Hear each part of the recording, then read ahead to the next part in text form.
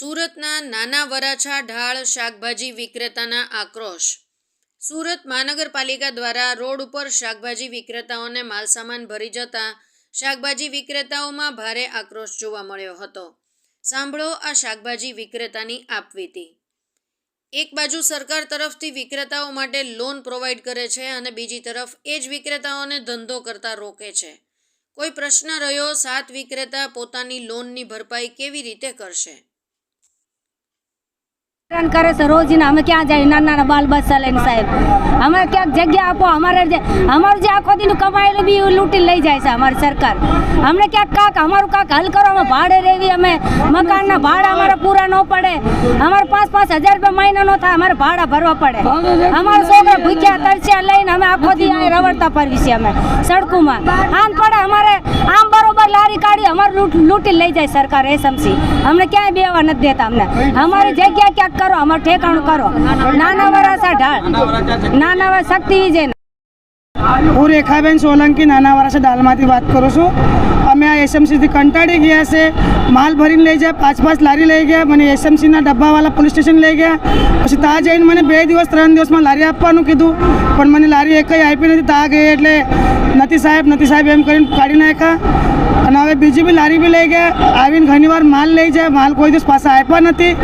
તો અમારો કોઈ હલ કરો, યા તો અમને જગા આપો, યા તો અમને કોઈ રોજીરોટી આપો, કેમ કે અમે કંટાળી ગયા। રાતે 10-11 વાગ્યા સુધી અમને વેચવા નથી દેતા।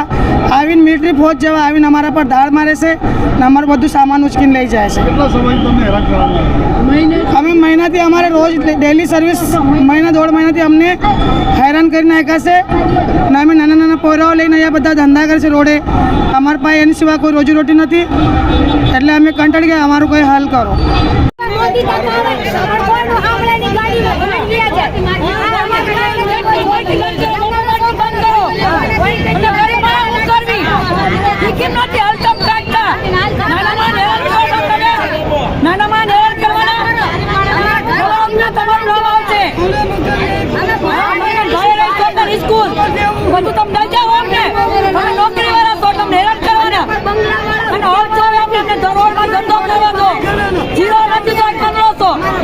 તમે આવીને કઈ એટલા સાહેબ આવી ગયા, પછી કંડલા નથી, એટલા લખા માથા પર આવી ગયા। તમે સાહેબ આવ્યા નવા હેરાન કરો છો અમને। લાડી માં તો જૂના કપડા લાડી જૂના કપડા એટલી શોર્ટ કરવાનું કઈ તો ખાવા નથી એટલે અમારે નાના બાળકને ભણો લીખવાનો દીસે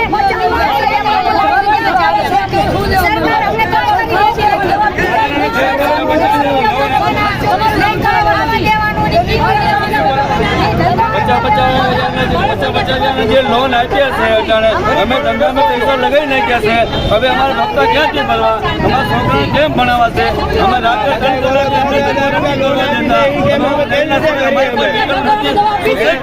અમારો કોઈ વિકલ્પ નથી। હવે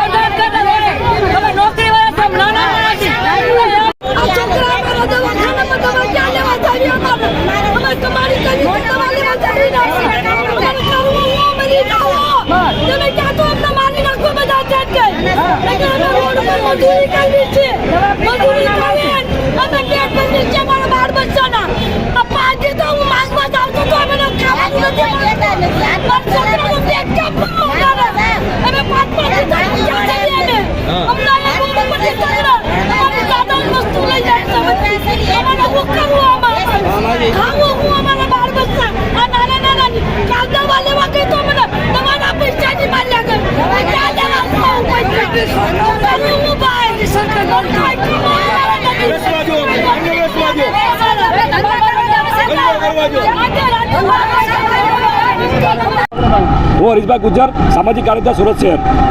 આજે સુરત શહેરની અંદર સુરત મહાનગરપાલિકાની ટીમે જે કાયદો બનાવ્યો છે 0 નંબરનો, એ એકદમ અત્યાચારી કાયદો છે, હિટલરશાહી કાયદો છે।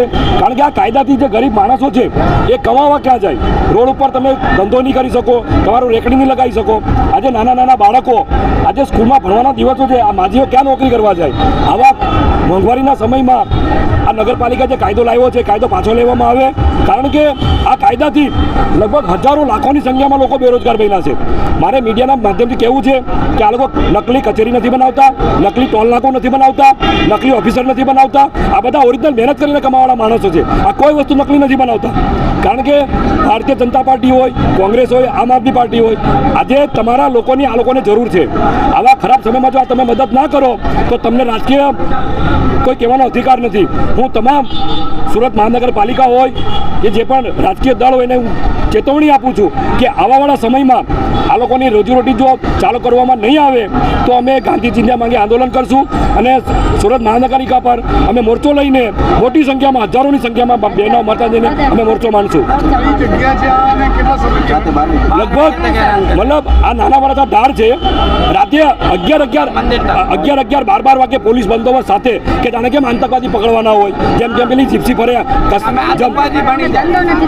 જમ્મુ કાશ્મીરમાં કેમ આતંકવાદી પકડવા માટે જીપ્સી ફરતી હોય, એમ આખા વિસ્તારમાં ઠેઠ સીમાડાથી અર્ચના સ્કૂલ હોય, આઈ માતા રોડ હોય, ગાયત્રી, નાના વરાછા, દરેક જગ્યા પર આ લોકો જીપ્સી લઈને ફરે છે. હું પોલીસવાળાને કહેવા માંગુ છું કે તમારે દારૂના અડ્ડા ક્યાં જોઈએ, હું સરનામું આપું. જો તમારામાં તાકાત હોય તો તમે જેમ જીપ્સી લઈને ફરો છો ને એમ દારૂના અડ્ડા પકડો. અશ્વની કુમારની અંદર, ડિંડોલીની અંદર, વરાછાના જગ્યા પર દારૂ ડ્રગ્સ વેચાય છે. કેમ તમે એ લોકોને પકડતા નથી? કારણ કે તમે નક્કામાં હપ્તા લો છો. આ ગરીબ માણસો હપ્તા આપી નથી શકતા. તમે એ લોકોને હેરાન કરો છો. આજે તમે શાકભાજી ભરી જાઓ, આ ગરીબ માણસો બિચારી મહેનત કરીને કમાતા હોય. આવા ખરાબ સમયમાં તમને શરમ આવી જોઈએ, કારણ કે આજે ભારતની અંદર બેરોજગારી, મોંઘવારી ચરમ સીમાએ છે. ત્યારે આપણે આ લોકોને મદદ કરવી જોઈએ. એની જગ્યા પર તમે આને હેરાન કરો છો. ફરીથી હું ચેતવણી આપું છું કે તમે જો આ લોકોને આવાળા સમયમાં ચાલુ નહીં કરવા દેવો તો અમે ગાંધી ચિંતા માંગે આંદોલન કરશું. જય હિન્દ.